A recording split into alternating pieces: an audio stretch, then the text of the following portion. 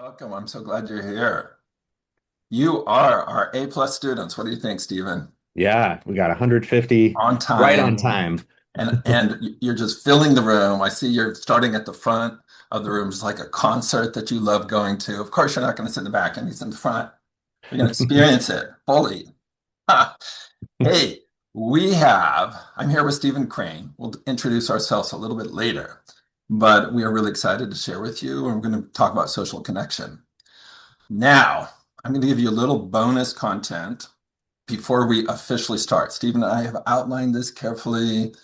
We won't dive into that, but I'm going to give you bonus content because I know some students are still straggling in. Welcome, students who are 1 minute behind, but that's okay. We haven't officially started yet.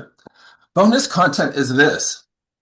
Let's make it a pop quiz. I never do pop quizzes in my teaching at Stanford, but I love doing it with industry people because, it's a throwback.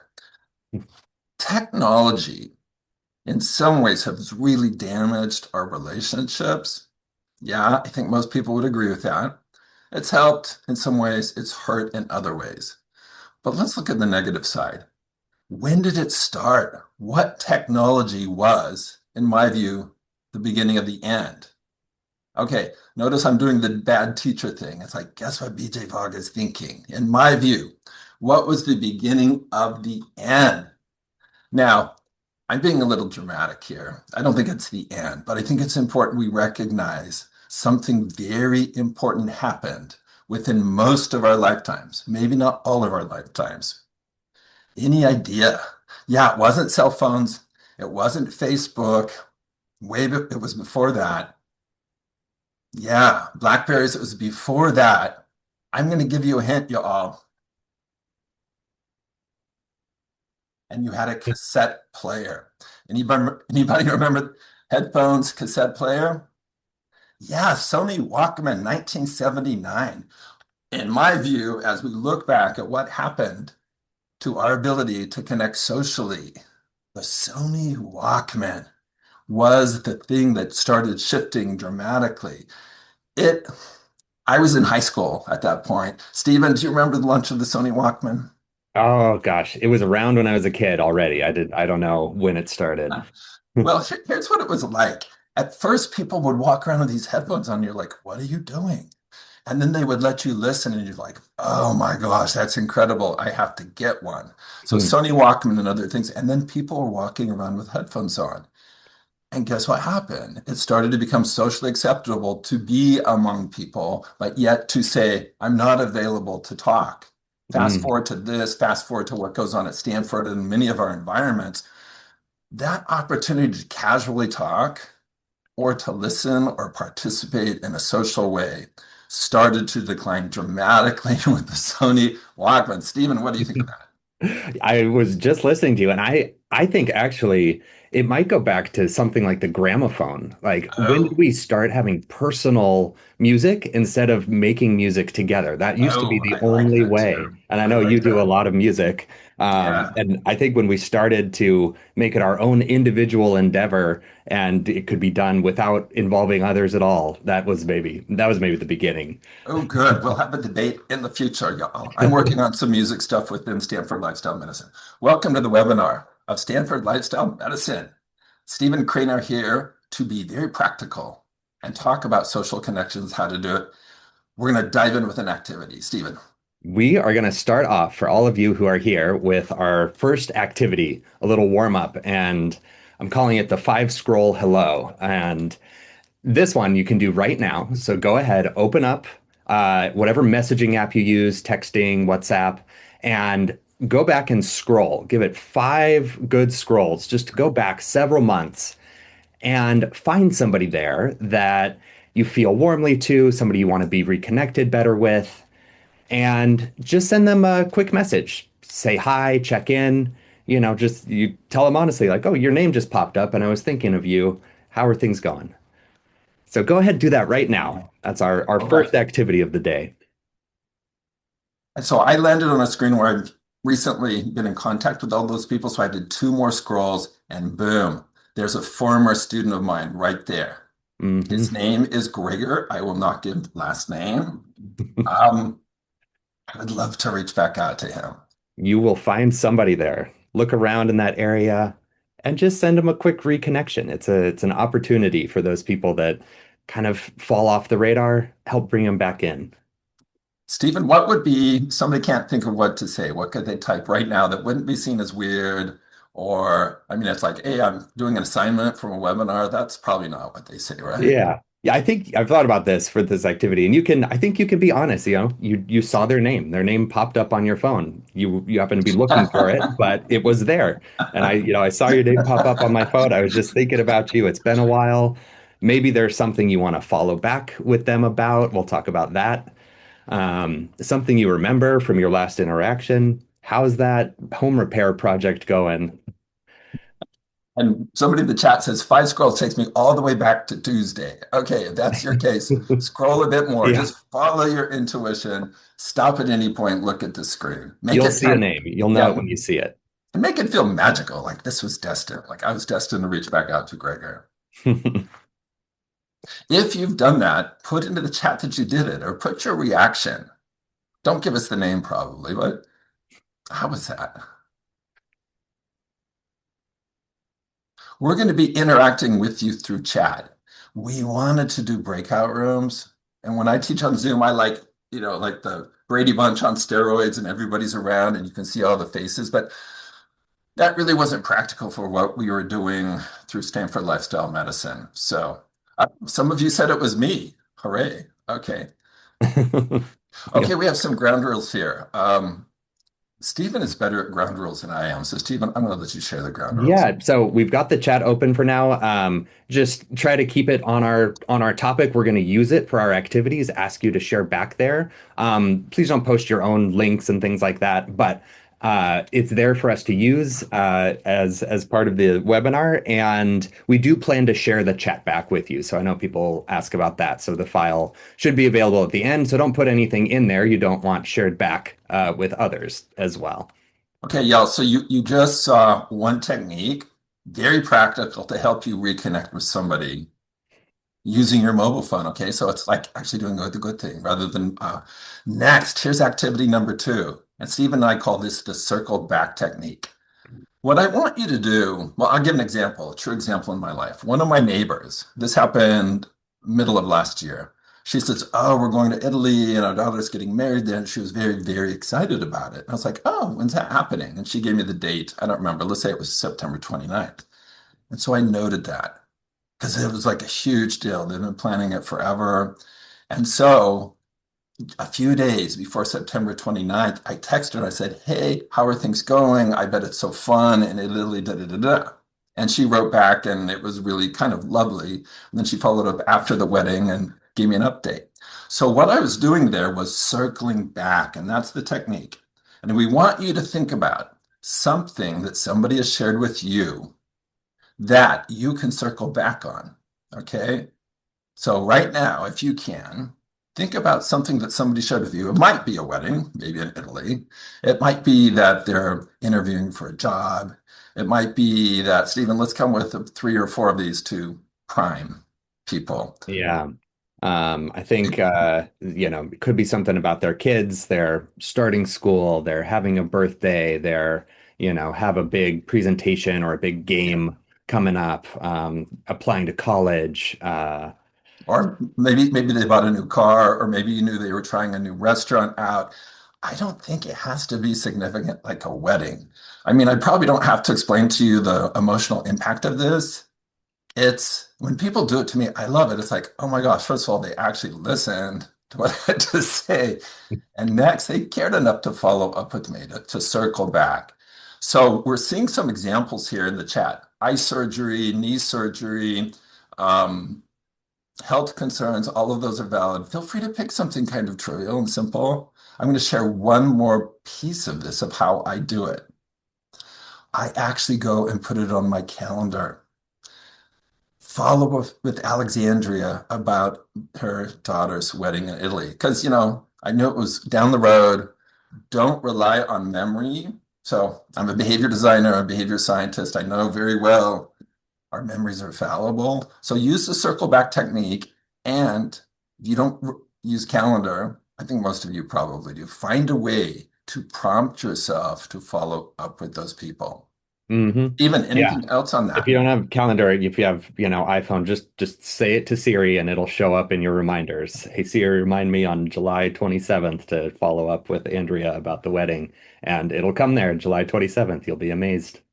Okay, so in activity number one, we asked you to take action right now. Some of you probably didn't. That's okay, but make a note or somehow remind yourself to do it.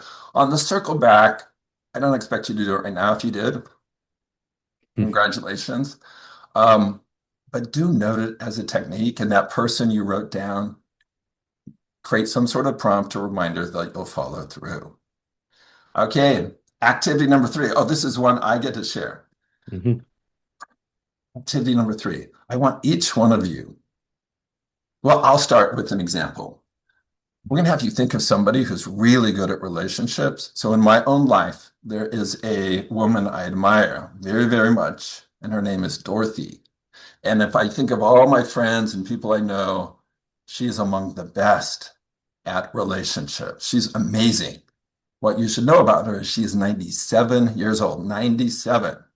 So I admire her. I mean, people have heard me talk about Dorothy before, and if you have, yeah, I'm a little obsessed with Dorothy. She's amazing. She gets in her car, she drives to Costco, she goes home, she does home repairs, all of this, but she's also great at relationships. And I want each of you to think of somebody that's great at relationships and what do they do? What's one thing they do specifically? And I'll share Dorothy's, and Stephen, you can give your example. And other people put in the chat what you don't have to put the person's name, but what do they do? Dorothy's great at so many things, but one of those things is she makes you feel good about yourself whenever you see her. She'll say, "Oh, I like that shirt on you," or this or that, or just you just feel uplifted.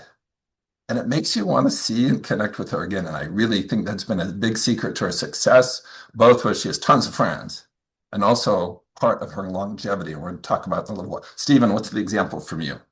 I was just thinking about my friend Monique, and one of the things that really helps me feel like, oh, she's really great at being part of our relationship is she just uses reflective listening. When I'm sharing, things going on in my life and it's, the pause is there, she says back, what she heard, what she interpreted, how it felt, what she heard me say and feel. And I feel right away like, oh, she heard me and she was listening.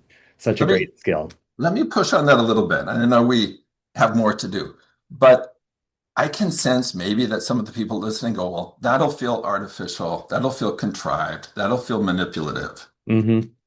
Do I you feel think manipulated when she's active listening? I think and I've learned this skill myself doing like, student peer counseling and that sort of thing. It's actually a really good skill. You think it might feel inauthentic, you think it might feel awkward, but we have just reams of research that all these things that we get caught up about, like, oh, it might be awkward, or oh, I don't know if that person wants to hear from me, or oh, my reflective listening sounds too robotic. We're usually wrong because when you actually do those things and you actually ask the people how it went, their ratings of how awkward it was versus what they predicted is very, very different. And it's usually much less awkward than people think.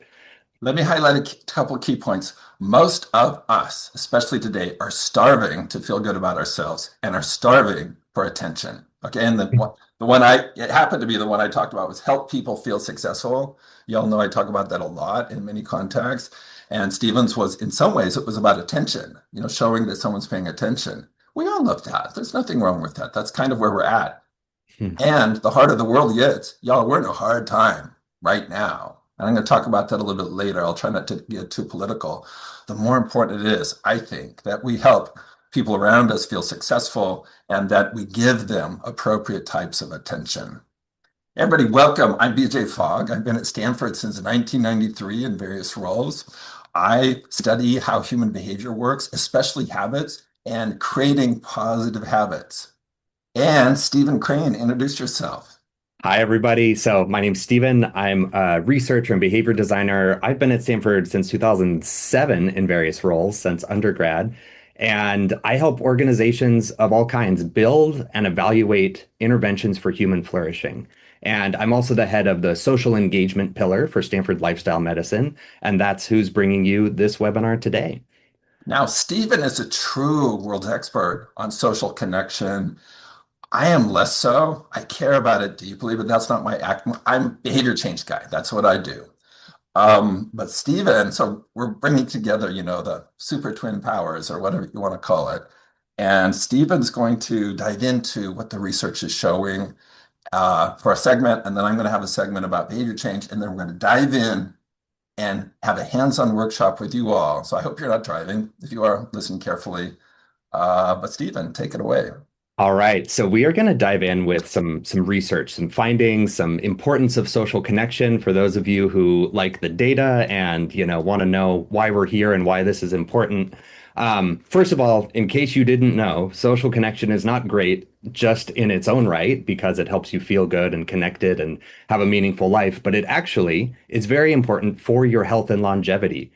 Loneliness and social isolation have all these associations with increased heart disease, dementia, depression, and overall mortality. It's actually a hugely important lifestyle dimension, just as important as getting good exercise, having a healthy diet. We also need good social connections to live a long and healthy life. So I'm going to share something. This is some of my recent research from last year. This is the latest report we have on the state of social connection in the United States. And I was an author on this. It was a 10,000 person sample. It's representative of the United States adult population. And this was the first year of what should be a 25-year run to study social connection over time. You're welcome to check it out at socialconnectioninamerica.org. Maybe Sharon or anybody can put the link in the chat, and it's there for you in the recording. So let's take a look at what we have here. First of all, what do we mean by social connection? And what I have here is a useful conceptual model that guided our choice of items for our survey in 2025 that we chose to represent social connection. So on the left side, we have the individual dimensions of social connection, the structural, functional, and quality dimensions. And I think it's helpful to break social connection down into these components that have to do, the structure is the more objective dimensions of how often you're interacting with people and how big your social networks are. Function is often the social support, emotional support, practical support. Loneliness can kind of go between function or quality, but it's often a functional dimension as well. It's sort of when your needs aren't being met, you experience loneliness. And quality. And this is both the positive and importantly, the negative aspects of relationships. When you have relationships that are a strain, that are a burden, that are challenging, that can have detrimental impacts as much as positive relationships can have positive impacts. On the right side, we also think more broadly about what's happening at the community dimension of social connection. And here we have dimensions like belonging, how people participate in clubs, groups, organizations, volunteering, and a module we have on community cohesion about your neighborhood and how much you feel trust and whether it's close knit and whether people share values. So as we go through, you can be thinking this is broadly what we mean by social connection. This is one useful conceptual framework that we use. Now, from this report, these were our headline findings. These were the things we chose to highlight as the starkest, most important things for people to know from this report. And largely, it is that the structural dimension is not strong. And you can see for all of these dimensions of social connection and how we actually get together and take action and participate in our communities, almost more than half is in typically the bottom bucket, the never category, where people they don't get together very frequently. Most people never participate in clubs, in slightly less than never in religious services, taking action with neighbors, volunteering. So in the United States, most adults are really not engaged in their relationships and in their communities. And what's more, social networks are typically rather sparse. And we'll talk later about close relationships versus friends and acquaintances.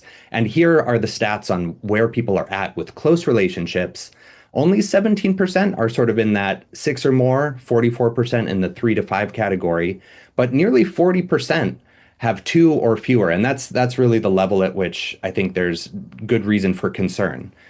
And acquaintances, we have different thresholds, 20 or more, 6 to 19, and 5 or fewer, again, about 40%. And I went ahead and compared this close friend metric over time. So it's been studied in different ways over time, but back in the 1990s, they asked, how many close friends do you have? And at that time, the number who had six or more was Um, 47%, and two or fewer was 16%. When we measured in 2021, again, close friends, 25% had six or more, oh, 32% had two or fewer, double what it was in 1990. And now, just 4 years later, the numbers are even worse. And our item that measures close relationships is actually a little bit broader than the friend wow. question. So, in theory, it should capture more people. But again, we see shrinking of those networks of close relationships. So Stephen, this is really worrisome. You just look at the graphic and the red's, expanding and Yeah. expanding. Yeah, exactly. And it's really remarkable. So that's why we're here doing the webinar, doing the best we can to help people. When we look at, say, something like loneliness, we have our loneliness item. How often do you feel lonely? And the percentages marked here are those who feel lonely always, often, or sometimes. And the breakdowns up and down the y-axis are the different demographic groupings Mm, that we use to mm. categorize the all of our indicators. So age on top, some people think you tend to get lonelier as you get older, and that's not true. Those in the 18 to 34-year-old range are 53%, whereas those 65 plus are only 28%. And then there's similar patterns as you might expect across the other groups. Higher income have less loneliness, more education, those who are married, cisgender versus transgender, straight versus not straight. And this pattern holds true broadly over almost all of the indicators we measured of social support and network size and belonging in local community. So this is a very dense heuristic slide that kind of tells you what's happening broadly across these different groups. However, there are some brighter spots. So I was happy to see that most people, 73%, they get the practical support they need. More than Hmm. half get the social and emotional support they need.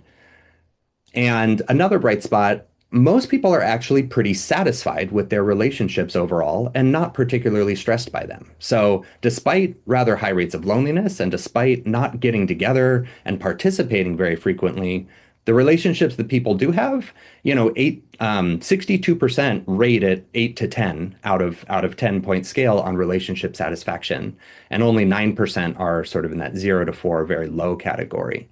That 60%, 62% is kind of surprising, to be I honest, because know. I think in Yeah. my lived experience, so I'm 62 and I've got brothers on each side of me, and we agree it's hard to make friends at this age. So I'm a little Mhm. surprised by that number. I'm glad to see it though. Yeah, yeah, and it's interesting, what the question asks, how people interpret it. It seems like with these overall satisfaction questions, life satisfaction, relationship satisfaction, people just tend to go to those higher numbers when they kind of consider things broadly. Okay. Another bright spot is community belonging. In your local community, most Americans, most US adults feel a sense of belonging. So those who agree, slightly agree, and strongly agree make up 72% overall. And, that leaves what, 28% who have some amount of disagree. Hmm. And Hmm. then finally, overall community cohesion. This is the module of 5 items that altogether measure community cohesion. There are some bright spots here. In particular, the perception that neighbors are willing to help each other. Yeah. Most people Yeah. agree and think that they do. And getting along with neighbors. Most people, it's a double negative. Most people disagree that the neighbors don't get along. Hmm. Um, the one that's interesting to me, this last one, neighbors don't share values. And for this one, you'll see 29% disagree. That's sort of the yes, people do share values indicator. But 44% are in this neither agree nor disagree, and 13% are don't know. So when you combine those two together, most people just don't know. And that kind of indicates to me that people don't really know their neighbors. They don't know what their values are and whether they're shared. Well, let me give an example of that. So my husband and I moved out of Silicon Valley in about the year 2000. And the reason was, in part, because we didn't feel like we could make true, real friends. Everything was about networking, and they wanted to hire my students and things like that. And also, we didn't even know our neighbors at all, like zero. And I fast forwarded in my life, and it's like, so we moved out to a smaller town that wasn't Silicon Valley, still within shooting range. So that last one is interesting to me because that would be certainly how I felt when I was living in Mhm. Silicon Valley. Yeah. And so those are the main data things, but I did put a lot of effort into the data appendices of this report. So check them out and you can see things like thorough breakdowns by age. This one I think is interesting, satisfaction with relationships going up with age, as an example. Or say gender and sexuality differences by how often people talk on the phone and call each other. I think that one's interesting. How many close relationships people have by income. And, perhaps no surprise, those with higher incomes tend to have stronger social networks. Or getting emotional and social support. I always find this pattern, which I see again and again, pretty interesting. I call the sort of middle age slump, where people, in that 35 to 44-year-old age range tend to be, I think, the most squeezed by the demands of their lives and not enough support to manage them. So those are just, a pitch to check out the data. There's full every item we asked and every breakdown. There's 75 different items. So there's a lot of data there that is not even being tapped yet. So I encourage anybody to check that out. And big thanks to our team, Julianne Holt-Lundstad, Kathy Bruss, Edna Ishayak, and the Barnes Family Foundation who sponsored that work. So that's a little bit about the state of social connection. Oh, there you are on the upper right-hand corner. So to be clear to people that Stephen was involved in this research. So, Yeah, I did most of the data, okay. and helping with the questions and then all the data and analysis and making all these charts and that sort of thing. Okay. So there's some surprises there. The positive things are a little bit surprising, but even so, Stephen and I both feel we can all do better with social connections. And you probably do too, or you wouldn't be here. Stephen, okay? I'm going to brag about Stephen a little bit in his personal life. Stephen's great at managing relationships and bringing people together and so on. And you do things that I don't do. Give Hmm. an example of what's working for you. You know, for me, gratitude is just such a through line in my relationships, and I really try to incorporate that in ways big and small, little habits, and just expressing gratitude to others. And that I really enjoy leaving little voice memos for people. People are Yeah. generally delighted to hear your voice and to hear 1 minute of why they're important to you and they matter to you in your life. That one is really powerful. Okay. Later, I'm going to ask you for other examples because I know you do other things, but I'm going to build on that example because we each agreed we're going to use an example. I'm going to change my plan, Stephen. I'm going to build on what you did. Hmm. So I'm actually at 1225 item B, just so Okay. you for reference, very carefully mapped. Um, the I agree with you. So there is something that works well for me is sending thank you notes Mm. after somebody invites us to a dinner or does something nice to us or whatever. So I'm good at that. I'm bad at a lot of things, you all, and I try to do better and better. And one reason I wanted to be involved in Stanford Lifestyle Medicine, I'm in the social connection group, and doing a webinar like this was to get better at these kind of things. But I'm pretty good at thank you notes. Let me tell you how it goes. So I'm going to explain it in terms of the fog behavior model. Okay. So we're going to put on a downward camera. Remember the old overhead projector days, y'all? We're going back. We're going a little retro. Here we go. So here's the fog behavior model. And this is a model that I developed in 2007. You can find it at behaviormodel.org. It explains how all behavior works. So the behavior I wanted to do right here, B, was send a thank you note. Let's say after somebody invited me to dinner or to a party or whatever. So the behavior, that's what I wanted. Now, I already wanted that. So check, I wanted to express gratitude. Check, I knew what the behavior was. It's like take a physical note, write on it, and put it in the mail or drop it off at their house. So then I didn't leave it to chance. You got to decide what is the prompt? What's going to prompt or remind me to do this? And one way you could do this is like, well, the prompt could be the next morning after I sit down with coffee. That's when I write the thank you note. Okay. So in my work in this model, if you want a behavior to happen, you don't leave the prompt to chance. You figure out what it is. And in this case, you could even write yourself a note. And if you want to be a super level up thank you note writer, before you leave to the party, you could take the actual physical card, put it right on the spot where you get coffee, and then it would prompt you to write it, right? So you use the card itself to be the reminder. That kind of technique I call staging.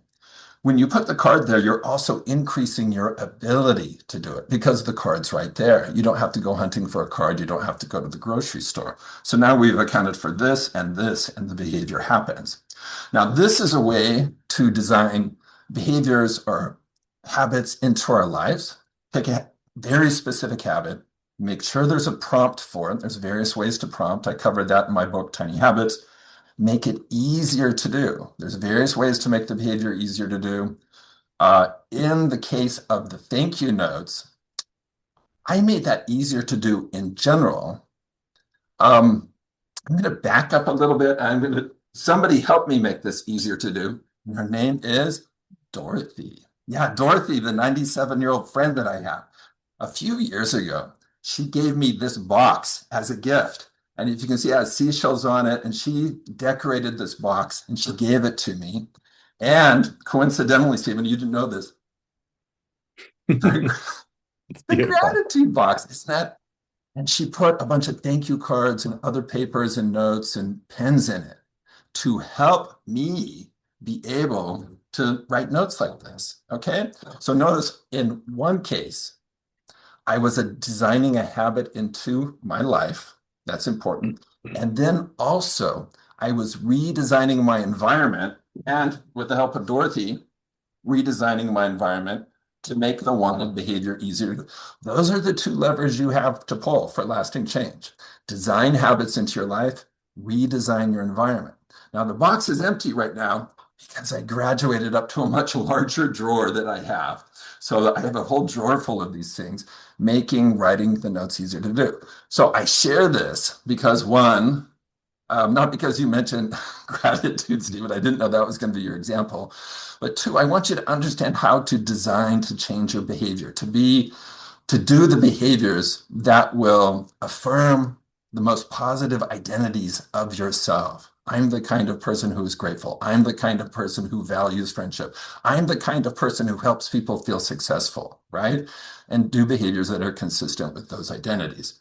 So there's BJ, have you ever heard back from people who have gotten these? What kind of things do they say? Yeah, well, especially the written notes, because that's kind of gone. I mean, Dorothy at 97 has this way of being just polite and gracious and wonderful that has really escaped. I had my nephews visiting one day, and I was going to have them write. They got something. I was like, okay, you guys are going to write thank you notes. So they wrote the notes, and they're like, these guys were 18 and 20.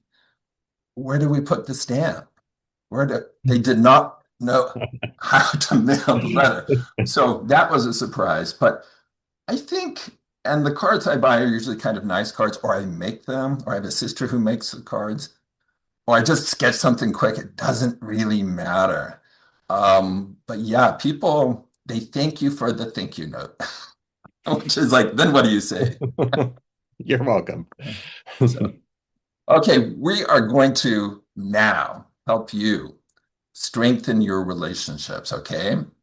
And we're going to start with helping you identify who in your life do you want a better relationship with, okay? There are some people that are close to you, and that provides a lot of value in your life, and then people that are a little further out and a little further out. Stephen and I will have a discussion later about which one matters most and so on, but we're going to go with this premise that Stephen disagrees with a little bit, that what really matters most are the people closest to you, okay? Now, we saw that about 40% feel like they have two or less. That might be true for you. Don't feel bad. You're here. We're going to help you on exactly this problem, okay? You can't have 20 people that are super close to you. It just doesn't work. But we're going to lead you through a process to help you design your actions, design habits to create closer, stronger relationships that you want. So I'm going to read some questions, and I want you to write down names of people that come to mind. Okay? So you can write them down on paper, you can type them in somewhere. Don't put them in the chat. We're going to have you do something with the names later. Stephen, before I get to the questions, anything to add? No, that sounds good. Yeah, we're leading now into our workshop tool and framework. So this is the first step that prepares you for it. All right. Question one, and I'll go pretty quick through the questions, and Stephen, I probably won't Yeah, you don't have ask. to be comprehensive, Yeah. there may be more people. It's okay as you just get started this time and you can fill more in later. Imagine you get stranded at the local airport at 2 in the morning. Who would you call? I mean, don't say Ghostbusters, but who do you call at 2 in the morning? Don't say Uber. Okay, pick a human being that you know. Who comes to mind? Just write it down. Just write it down. Yeah, and you don't have to put it in the chat. Write it on a piece of paper somewhere because you're going to do something with these later. Next, you're going on a long road trip and you can invite anybody to join you. Who would that be? Write down all the names that come to mind. You can just do first names, and we're not going to collect these from you. Stephen, I think it's more fun if we switch off. Why don't you do item C? Sure. Who's somebody who knows what you have struggled with? Somebody that you can be honest with when things aren't going well, when things are hard. Go ahead and write down the name or names of those people. Next, let's say you're going through a health crisis. Who would you want by your side?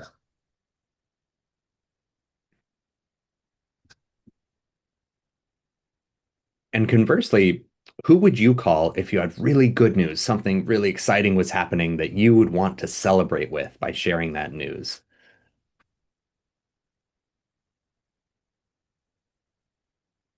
Now, before we ask the other questions, I've done this before. We've done this before. In fact, Stephen and I ran, was it 2 classes at Stanford that was about relationships? And I've done research, with adults, those of us that are, and sometimes people can't come up with many names. That might be you. Don't worry. That's why you're here. We're going to help you. And so I did research on the impact of this, and some people it really, really helped them, but there are a few people who are like, oh my gosh, I realize I don't have anybody that would pick me up at 2 in the morning. Okay, that's a reality for a certain number of people. If that's you, I don't want you to be upset. I want you to be inspired to take action. So you have those kind of people in your life. Let's go to the next question. Think of somebody you've known the very longest and you're still in touch with them. It's probably some sort of childhood friend you're still in touch with. Write down that name or those names.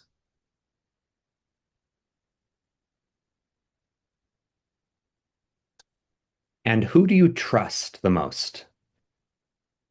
Hmm.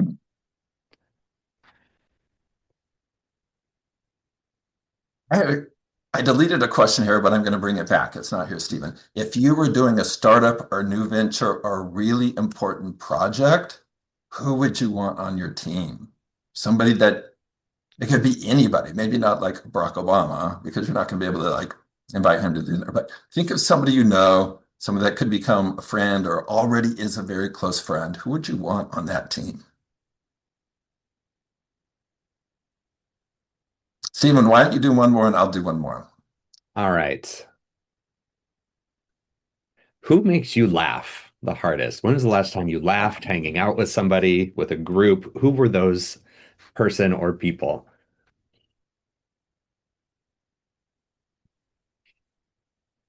That would be my kids for me. Yeah, we have one more. This is what shall I say? We've saved this for the end as the last question. Pull out your mobile phone and whatever you use for messaging. Start scrolling back slowly and note those names. Don't scroll way back. The previous one was scroll way back, but just scroll back and see who you interact with frequently. And maybe scroll back 20 or 30 and make sure if there's a name there of somebody who is important to you or you want to be important, write that name down. So this will hopefully remind you of people that didn't come up in the other questions. We'll give you about 20 more seconds for that. That's a good one. It does the listing for you. You don't have to in rely some on your ways. memory. Okay, keep looking, jot down those names. Oh, yeah. And I got a question from Rick. Hi, Rick. Yeah, you could also look at your favorites list, of course. I mean, whatever you call those, like the short list or whatever, look at that, write those names down. Now we're going to have you do something with those names. Stephen, anything to say before I go on and show the Fun Dolphin Buddy map? No, I think we're good. Okay. Now, I know this isn't going to work for all of you, but we are going to provide a different way to do it for those of you that aren't on a desktop computer. Okay. It's Hmm. pretty hard to do on a mobile phone and whatnot, but watch along. This way of visualizing relationships is something I've worked with for over well, probably 25 years, okay, in various forms. And let's imagine that you or I were Fun Dolphin, okay? And what we're going to do, Fun Dolphin is going to arrange people, or in this case, sea creatures, around him according to how close or far they are. So Fun Dolphin has already answered the questions that we did. And what you'll do, and we're going to give you a link to this template. It won't be a dolphin in the middle, it'll be you. And then what you'll do with these cards that are empty here on the left. So on the left-hand side, it says name, name, name, name. You will fill in the names. In this case, dolphin came up with whale and sea turtle and manta ray. Okay. We didn't want to use a real person, and I'd love to be playful, and I love the ocean, so I picked this. And then once you have the names, so remember I said you write the names down, you're going to do something. Those of you on a desktop computer, you're going to type one name per box, and then you're going to grab the name and you're going to say, okay, whale. Wow, how close do I feel to whale? And the closer you feel to them, the closer you put them to you. So in this case, dolphin feels very close to whale. So he puts them in level one. Level one is like a close, intimate relationship. It's the closest one. And then sea turtle, oh, is also level one. And then something like octopus might be, oh, level two. So you will arrange these around you. And we'll give you time to do this. You know, it's hands-on workshop. You get it arranged. And if somebody like, oh, in this case, crab is not very close to dolphin, dolphin's like, yeah, just kind of an acquaintance, that goes in level three. Okay. And we'll give you time to arrange this around yourself. Stephen and I have used this in various ways. I've used it in research, and it's called buddy mapping. And how do you define each level? It's really kind of up to you. Um, Before we talk about each level, those of you that are not on a desktop machine, um, we are going to have you just number your list. Stephen, do you want to explain how that happens if people just use the list? Yeah, so you have your written list, whatever you just made. And for that one, we have, level one, level two, level three. You can just put a number next to each person, and that's a simple low tech way to do it. Yeah. And we will provide you the link to a template here that you can use. But Stephen, I think we ought to explain the different levels, at least in brief, and then we'll go back and fine tune. Is that okay? Yeah, sounds good. Level one are your closest people. Those are the people closest to you. That's the person you call at 2 a.m. That's the person that you have by your side during a crisis. Stephen, how would you describe level one briefly? Yeah, they're the people where you have the fewest barriers of trust, of disclosure. They're often very mutual relationships. You're their level one person, and they are your level one person. One student in our class, because we had our students, it's like, what do these levels mean to you? And one of the students, she said, well, it's somebody I feel comfortable crying in front of. I don't feel weird crying in front of this person. Now, that's probably not how I define it, but I think it gives you a sense of that level. Level two is further out, and it's somebody that you know pretty well. And you've probably shared things with, you've been vulnerable a little bit with, but they're not level one. Stephen, how would you describe level two? Yeah, these are people, if you were just simply asked, like, who are your friends? How many friends do you have? And we've used the buddy map in many different contexts. There's professional contexts, or I have different versions of it for geography and where people live. But this one is really about your personal relationships and who do you consider friends? They're more than just acquaintances, but they're people you have some regular cadence of keeping up with them, even if it's, just a couple times a year, but maybe at some point you had a particularly more relationship building intensive period where you spent more time together, you did a big project together, something that really built that relationship at some point. Yeah. And then level three is acquaintance. Okay. It's not a stranger. And where you draw the line between level three and level two, we'll let you decide. We Mhm. did some work with our students and we've done a lot of thinking, but we don't want to define it for you. One thing I like about this visualization, and one thing that I find compelling is closeness. In fact, I started working with this after doing a bunch of research with women. I'd have them come in two by two into a room in the library and ask them to what we're doing here, and then have them arrange the relationships anyway. I give them little tokens, and they tended, almost all of them, to represent it physically by the closer they are to me in the space, the distance. People close to me are the ones emotionally close to me, and the people far away aren't. So this is part of where at least my enthusiasm for this comes from. We're Mhm. going to give you a chance to do it right now. Don't worry too much about, level two versus three. Just trust your own judgment. Stephen is going to explain for those of you at a desktop, at a computer, how you can get this template. All right. So, first of all, I will say this is just for you. This is private. When you fill this out, we don't see anything. It's not like a shared Google Doc or anything like that. Um, I put in the chat, and everybody may be quiet in the chat so that that link people can find it. But option one, if you're signed in on a Google account, just click that link and make a copy. And then that will be your own personal copy. Nobody else can see it. If you're on your computer and for whatever reason you're not signed into Google, you can do this second link, and that one will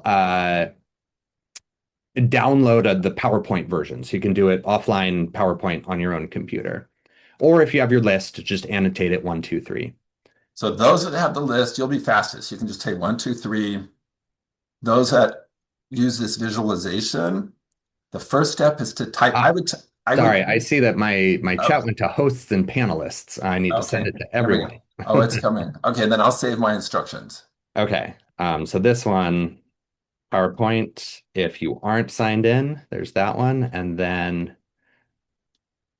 option, if you are signed into Google, that one just makes a copy. And then you have your own template to play around with. And we can't see it when you make a copy. See, what Stephen said earlier on is really important. This is just for you. You're not going to share it back. We're not going to ask you how many or anything like that. What we found in our work with this is once you create this, it feels really personal. It's not like something you want to disclose because somebody that thinks they're in your level one, you might have them in level two. And somebody that thinks, oh, we're just kind of casual friends, you might see them as there's just something very personal about it, but also powerful. Okay, so get going on it. And if you are just writing one, two, threes, you're going to be ahead of the other people. And you can change your mind. You can say, oh, this person feels like it should be level one, but in reality, they're more like level two. And that happens. And that's part of what we want you to experience is to think realistically about where you are with your relationships and who's closest to you and who's a little further out and who's at level three. Hmm. Yeah, and so once you have it up, you can actually type in those little bubbles that are populated on the side and put in names there, first names, whatever. You can drag them around. You can duplicate them if you want to make more of them. And we'll give you a little time now to populate those maps and, you know, try to get a couple people in the various levels as much as you have. It doesn't have to be exhaustive. It doesn't have to be everybody in your life. I found when we first did this, I had to take an hour or so later to really think through all these questions and the prompts and find all the people. But try to pick some people, Yeah, and we're going to work next on behaviors that help yeah. you maintain and build that inner circle. Now, Stephen, I think the second PowerPoint link you intended to upload really is the Google Doc. No, that is, can you double check that? Yeah, But yeah. Sorry, I kind of section of messed up the PowerPoint. link thing, but I'll do it one more time. The Google account version, the one that ends with copy, that one triggers a copy that downloads. And then the other one technically is still a Google Drive link, but it should just be Yeah. you go to file and then download on that one if you want the Microsoft PowerPoint one. So T asks a good question. Does this include family members? It might. If you have a really big family like I do a separate one just for family. Okay. And then I do one just for non-family members in a social world. And then I have another one for work colleagues. So you're not going to do all those, but it's a good question. You decide what works for you. If you have just a relatively small family, you might put friends and family on the same buddy map.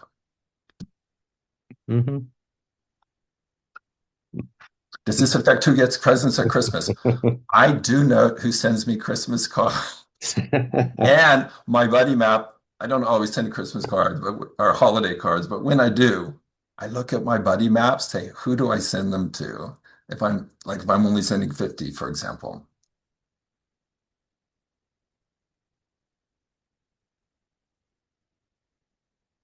Now, Stephen, I know we people need a little bit of time for this. Should we dive into how we think about the levels, or should we I like to talk, so we might just want to be quiet. I tend to talk. Yeah, let's see. Yeah, I think for schedule, maybe we'll let people fill in Okay. and then maybe we move to the behaviors. Okay, great. Don't want to shortchange the behaviors.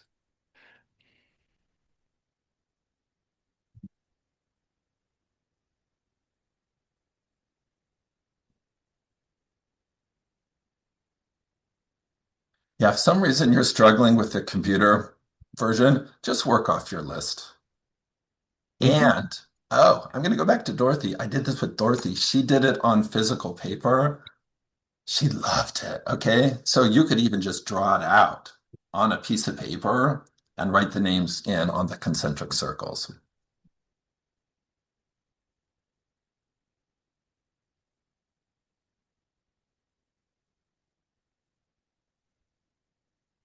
If people post in the Q&A as well, I will also be able to see questions better there, and I will try to answer them.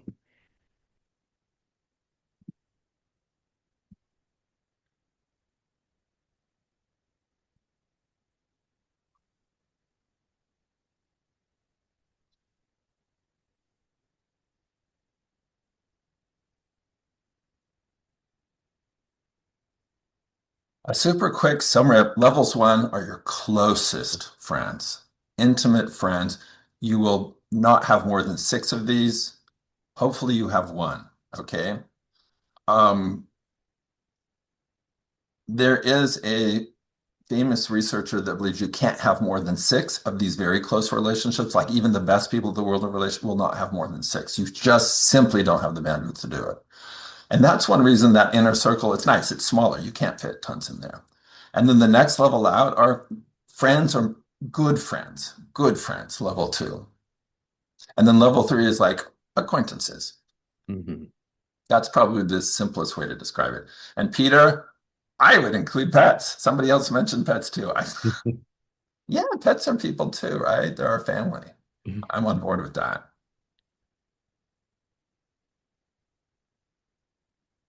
And it doesn't matter how many you have in each level. There's no right answer for where you are right now. And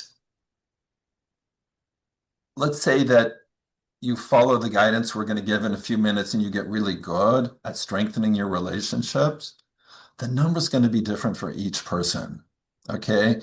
People tend to have different needs and different styles about uh, how much they want to emphasize close friends versus, you know, a distant friends. My focus, mostly my deliberate focus with habits and taking action is to build the closest relationships or bring people from level two to level one. That's really where I focus, but that's my style of doing it. I get the most satisfaction from that, and I get what I need more from that. Because I have tons and tons of acquaintances on social and Facebook and whatever, and they're not picking me up at the airport at 2 in the morning. They're not sitting by me during a health crisis. So I've come to really value those closest relationships, probably at the expense of the further ones out. Stephen's great on all three levels. Hmm. Yeah, I find the close relationships certainly take work but to me they happen kind of naturally in the course of day-to-day life just because those people are close and integrated. And so what takes more effort for me is to stay in touch and keep up with all these people that have been part of my life, that have been an important part of my life at some point, but are more distant now. We don't have the defaults of daily life bringing us together. To me, that's where we have to put the effort in, and that applies to level one as well. Just Yeah, especially the people that daily life doesn't bring you together. yeah. So exactly where you draw the lines is up to you. And in some of my buddy maps, I put people on the line. We haven't acknowledged that, but it's like, they're not quite in my innermost inner circle, but they're close. So I put them on the line. So just do what works for you. Um, and we'll take about 30 more seconds, and then we're going to talk about level one. And as we're talking and explaining, you can readjust and readjust. That's one thing I love about the digital version. Uh, and if you're writing numbers, you can change your mind later. Okay. Like I said, I have a huge bias towards the level one relationships and keeping those strong and keeping those, I was going to say healthy. I guess that's okay to say healthy. Hmm. Um, s- I see the most value there. Stephen, I know you and I've had the discussion. You see more benefit in the range of them, and you're better focused on those than I am. Do you want to comment on the benefits of inner circle, just inner circle? Yeah, inner circle is clearly, if I think you could have only one or something, going from 0 to 1 inner circle person probably makes the biggest difference in your overall health and well-being. And it does seem that the benefits kind of level off after 3, 4, 5 people in that inner circle level. But that's clearly where you're going to be getting most of your social support needs met. Great. Now, in doing this work, in teaching the Stanford class, Stephen and I, and other things, we came up with a list of actions you could take, and we called them relationship building actions. We're going to show that list right now. So Yeah. now that you know who's in your level one, we want to show you a sample of the kind of actions you could take to keep people in level one. All right, so we'll try again. There's another link there. And while we have that link up, I will also go ahead and pull it up here on the screen share.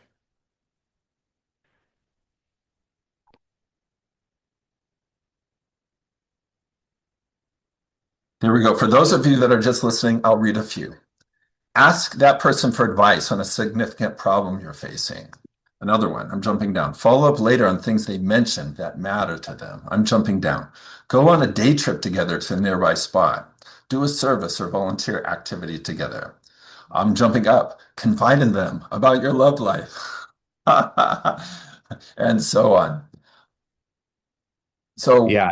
And this is really about these would be behaviors that we think are appropriate for a friend, things that you could do with a friend that will build you in the direction of really having that kind of inner circle level one relationship with. And we've got sort of the categories of the closeness, showing up for each other consistently, reliably, sharing time and experiences, going on adventures together. yeah. Now, the key here, so I'm going into the behavior design mode. The key here is to find ones that you're like, yeah, I think that would work for me, and I can see myself doing this, right? So what you want to do with this list is match yourself, and you may not do it at this moment. You'll have access to this. Well, you have access to it right now, I guess. Hmm.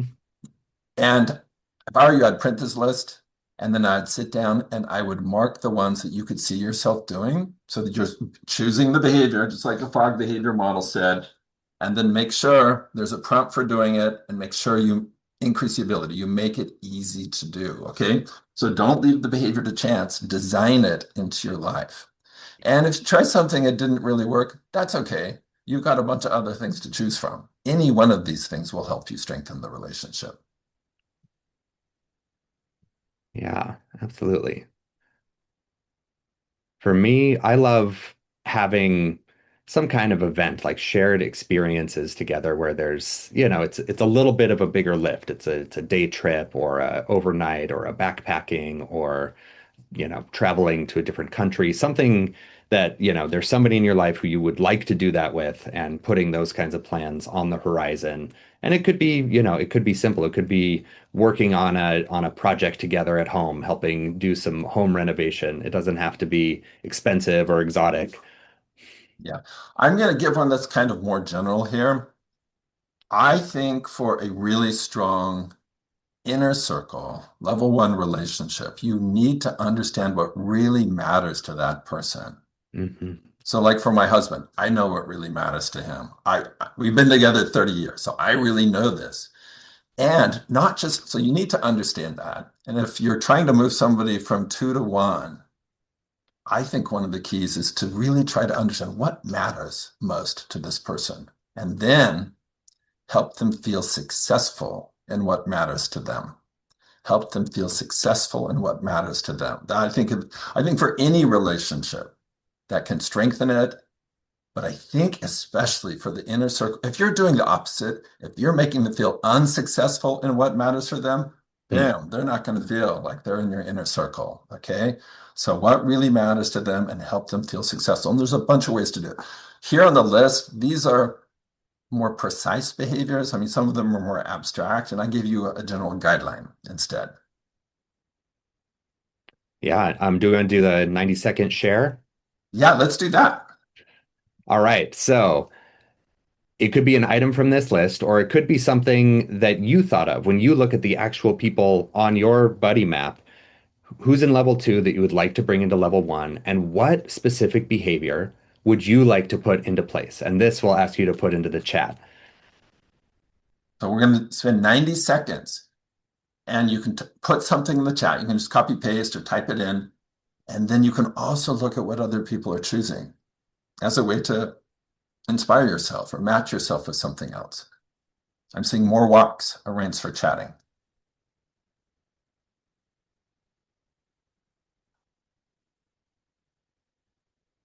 Yeah, bring in these other healthy lifestyle pillars, planning hikes, physical activity together. Yeah, pay attention to birthdays.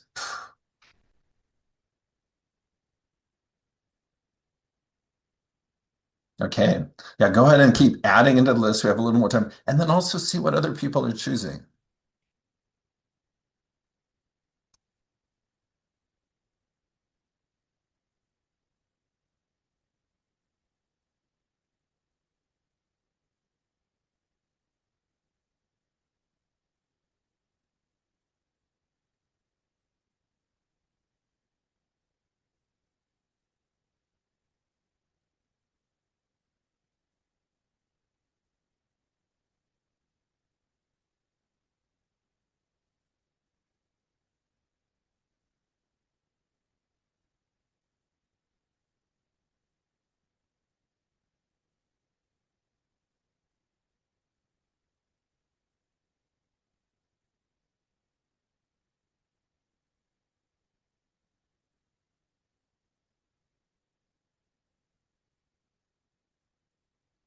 Celebrating just because people who show up with that kind of positive energy, you want to be around them more.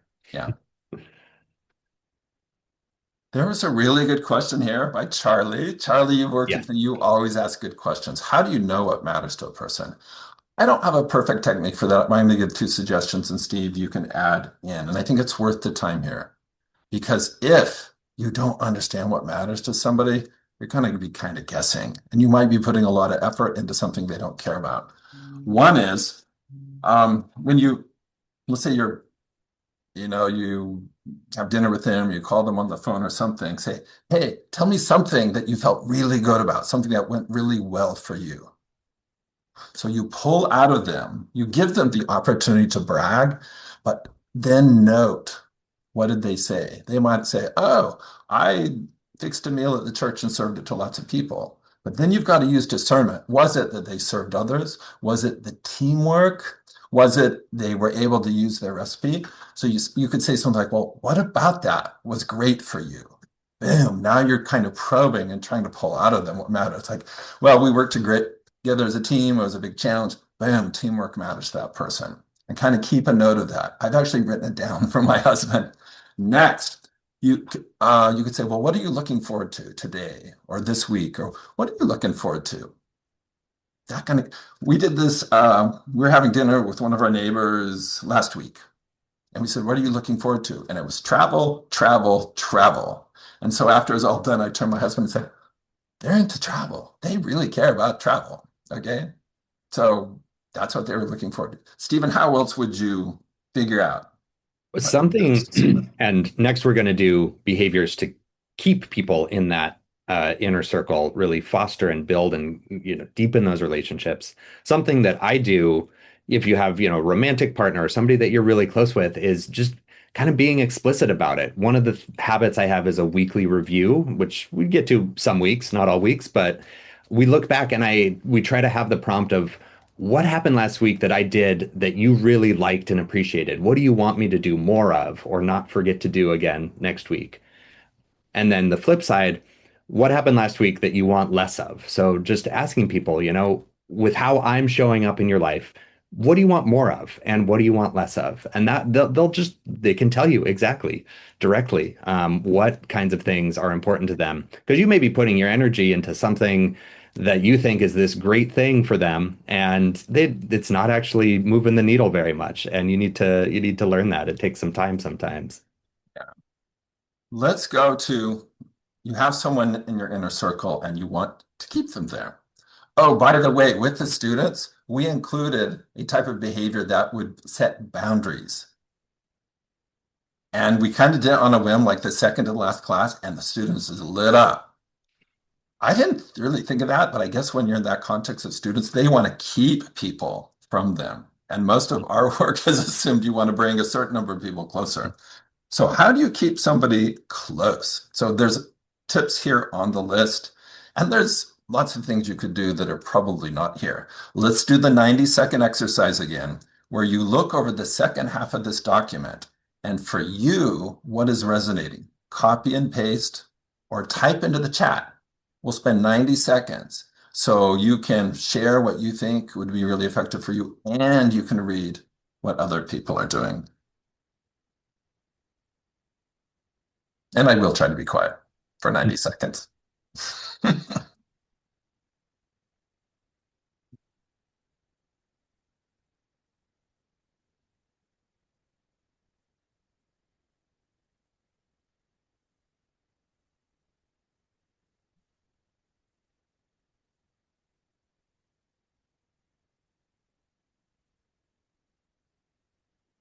Oh, Stephen, what if you scroll down so people can, Yeah. yeah, they've Good asked idea. to see the others.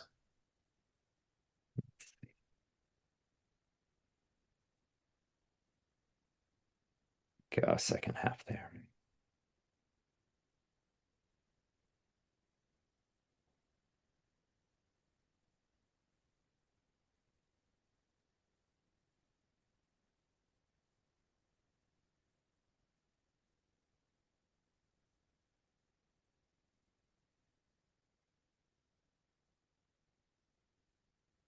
Now, again, once you've picked one or more of these, make it more specific.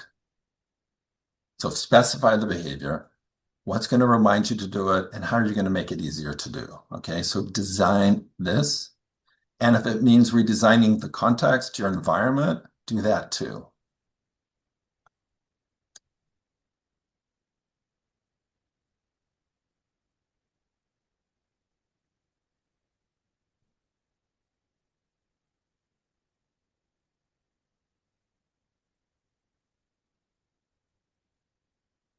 There's some really good questions in the chat we won't be able to answer during this webinar, but let us know.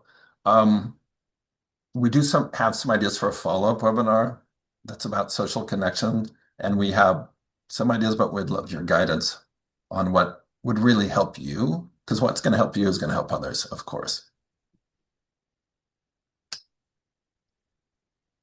Okay, Stephen, before touching on item C, and I think we only do bullet point number two on item C.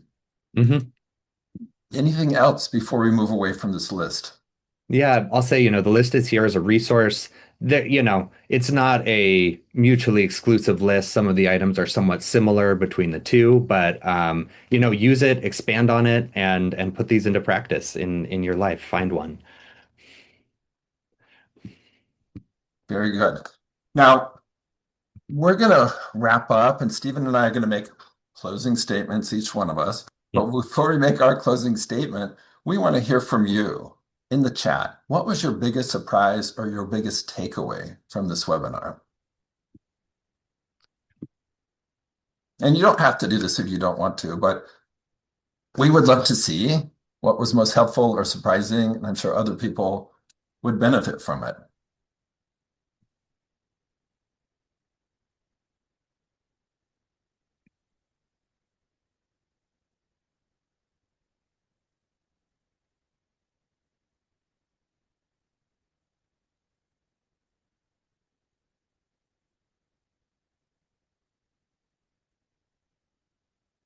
Take about 30 more seconds.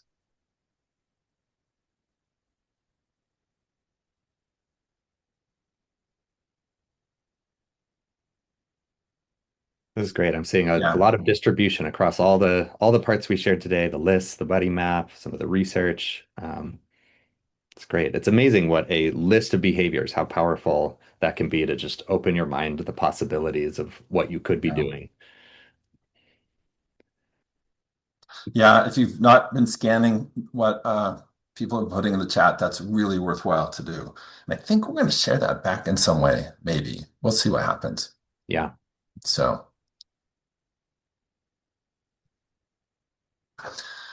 okay, we have two more things. We want to give thanks to Stephen. I'll let you do this part. Oh, yes. Thank you to Stanford Lifestyle Medicine for bringing us all together here today. Um, Sharon can put in the chat, getting on our mailing list. If you came to us not through our mailing list, we do free things like this all the time. We have a great newsletter, and we're a great group of people at Stanford just here trying to help you put into place healthy lifestyle behaviors.